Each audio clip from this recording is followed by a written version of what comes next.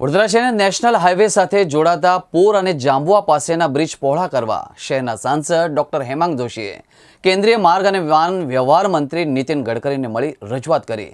સાંસદની રજૂઆતના પગલે કેન્દ્રીય મંત્રીએ હાઈવે ઓથોરિટીના રાજ્ય સ્તરના અધિકારીઓને બોલાવી તાકીદે કામગીરીની શરૂઆત કરવા આદેશ કર્યો હતો।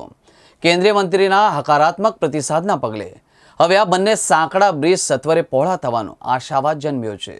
શહેરના વિકાસ સાથે સંકળાયેલા આ બ્રિજના મુદ્દે તત્કાલીન સાંસદે પણ કેન્દ્રીય વાહન વ્યવહાર મંત્રી નીતિન ગડકરીને રજૂઆત કરી હતી। તે વેળાએ કેન્દ્રીય મંત્રીએ આ સંદર્ભે સત્વરે ઘટતું કરવા અંગે હકારાત્મક પ્રતિસાદ આપ્યો હતો। આખરે સાંસદ ડોક્ટર હેમાંગ જોશીએ પણ રજૂઆત કરતા હવે આ બંને બ્રિજ પહોળા કરવાની કામગીરી સત્વરે આગળ ધપાવશે।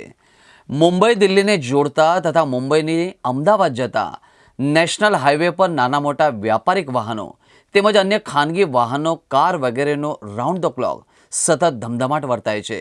વળી આ જગ્યા પાસેનો માર્ગ સાંકડો હોવા ઉપરાંત અત્યંત જોખમી અને વળાંકવાળા હોવાના કારણે વીતેલા વર્ષો દરમિયાન સંખ્યાબંધ પ્રાણઘાતક અકસ્માતના બનાવ પણ નોંધાઈ રહ્યા છે, જેના કારણે વાહન ચાલકોમાં આ સ્થળ બ્લેક સ્પોટ તરીકે પ્રચલિત બન્યું છે અને હવે બ્રિજ પહોળા થઈ જતા આ સમસ્યાનું નિરાકરણ આવશે। છેલ્લા ઘણા સમયથી વડોદરા નેશનલ હાઈવેનો જે વિસ્તાર છે એમાં પોર, જાંબવા અને આગળ ઓરસંગ અને એવા ઘણા 3-4 બ્રિજો છે કે જે એટલા મોટા નેશનલ હાઈવેની અંદર પોતે સાંકડા બ્રિજો હોવાથી આ બ્રિજમાં ખૂબ જ ટ્રાફિક જામની સમસ્યા થતી હોય છે। સાથે સાથે ઘણા અકસ્માતો પણ આ બ્રિજના સાંકડા હોવાને કારણે થયેલા છે।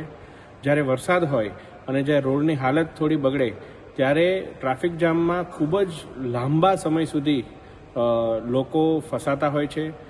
જે પોર અને એની જામવાની આજુબાજુના જે વિસ્તારો છે, મલ્ટીનેશનલ ઇન્ડસ્ટ્રીઝ છે, ઘણા બધા ઔદ્યોગિક એકમો છે, પોર જામવા વિસ્તારના સ્થાનિક રહીશો છે, એમની ઘણા સમયથી રજૂઆત એવી છે કે આ બ્રિજને પહોળા કરવામાં આવે।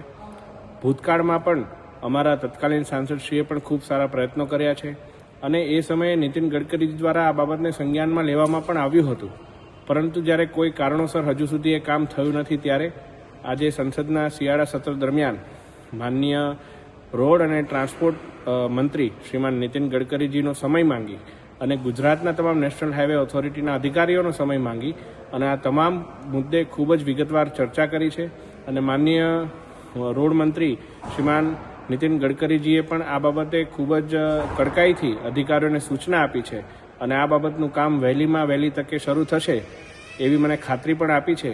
ત્યારે આ એક સારા આશ્વાસન બદલ હું માનનીય મંત્રી શ્રીમાન નીતિન ગડકરીજીનો, માનનીય વડાપ્રધાનશ્રીનો અને સર્વે મોદી 3.0ની સરકારનો અધિકારીશ્રીઓનો ખૂબ ખૂબ આભાર।